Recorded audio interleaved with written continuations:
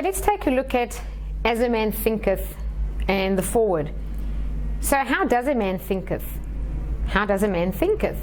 So I'm going to just explain briefly the process of thinking, and some of you have seen me demonstrate this with Dr. Thurman Fleet's stickman diagram, which is great because repetition is the way we learn.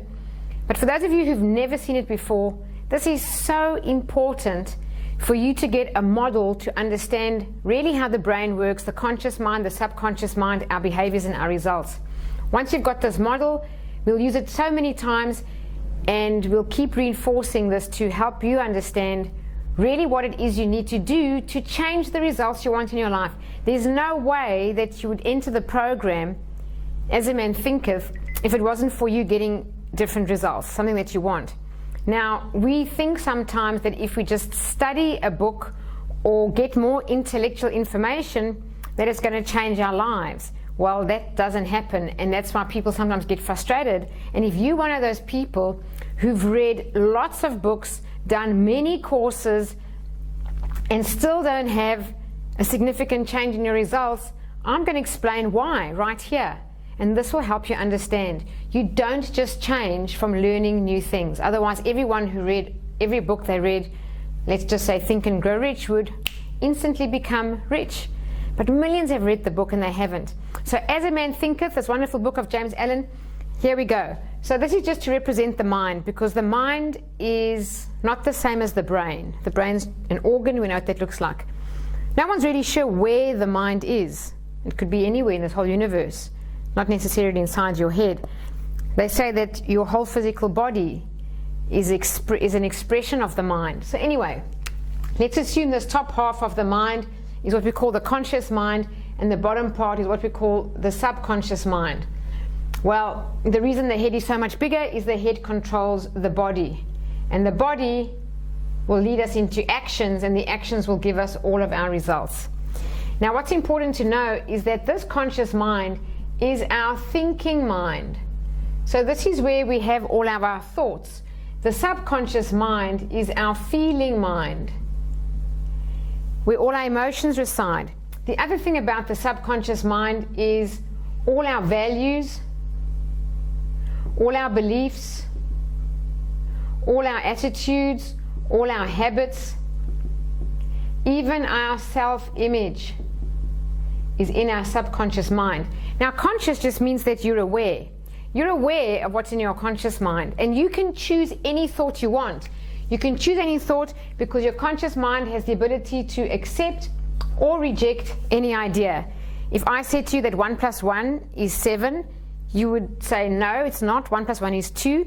And I'd insist on it. You would just reject that idea, because this thinking mind is your analytical mind. It can reject.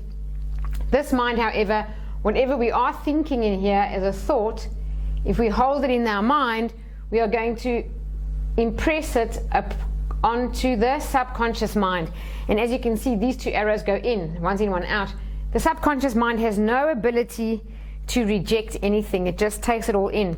That's why negative self-talk actually programs us negatively, and that's why in the Silver method we use the cancel technique, because once we become aware in the conscious mind of a negative statement, I'm dumb, I'm silly, I can't do that, we go cancel, somehow, some way I can do that, because this one is always receiving, learning and processing, always 24/7, even if this one goes to sleep. Okay, so what's important to know is that in the thinking mind, this is the mind where you're studying a program like As a Man Thinketh, you gather information. But the subconscious mind is the one that controls behavior. This is not the same thing. Having intellectual insights and behavior are coming from two different minds. So this is why you can get all the fantastic intellectual insights that you want by studying a book like As a Man Thinketh. And even though you study the book and you get all this knowledge and intellectual insights, your results don't change. Because if you want your results to change, you have to actually change your behavior. And if you want to change your behavior, you have to have the idea you hold here in your subconscious mind before you'll ever act on it. What that means is you have to become emotionally engaged with that idea. All right, so sometimes when we're learning new information and studying a new book, we think we're changing because our awareness changes up here and we go, wow, that's amazing. And you can tell somebody and it's just knowledge, but we don't actually change our behavior. So really what happens is this: the way we behave is all determined by these beliefs and habits that we hold in the subconscious mind, which is really our conditioning and our programming. Now, I've shown you this before. If we have an X paradigm, you'll have X behaviors and X results.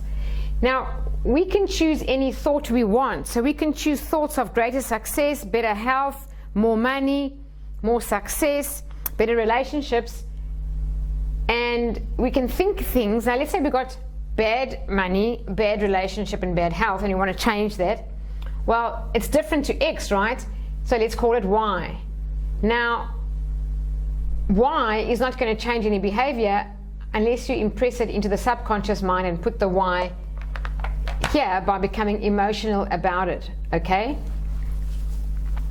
Now, what tends to happen is, even though we can choose to think any thought we want, such as I am healthy, I am abundant, I am prosperous, I am loving and happy in my relationships, we can choose those thoughts.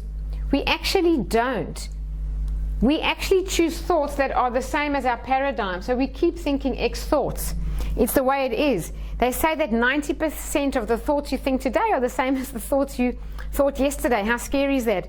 So if 90% of the thoughts are the same, they're going to give you the same feelings. The feelings are going to set your body into a certain vibration and cause you to act. So this is your action. And that action is going to give you the results, and they're all X. And so what happens is, even though we are creative beings and we can create anything we want, because we can hold in our mind any idea that we want, prosperity, health, happy relationships, we actually don't create. Let's write that down. We are creative beings. We don't create. What we tend to do is recreate. So how do we do that? Well, how do you get information? You get information into your conscious mind from one of three ways. Either your subconscious programming, like here, X and X, is popping ideas into your head which are in harmony with it. So you're thinking the same thoughts as your conditioning, so you're going to keep getting the same results. That's why you don't change. Or your five senses, let's imagine they're little antennas on top of your head: sight, see, smell, taste, and touch.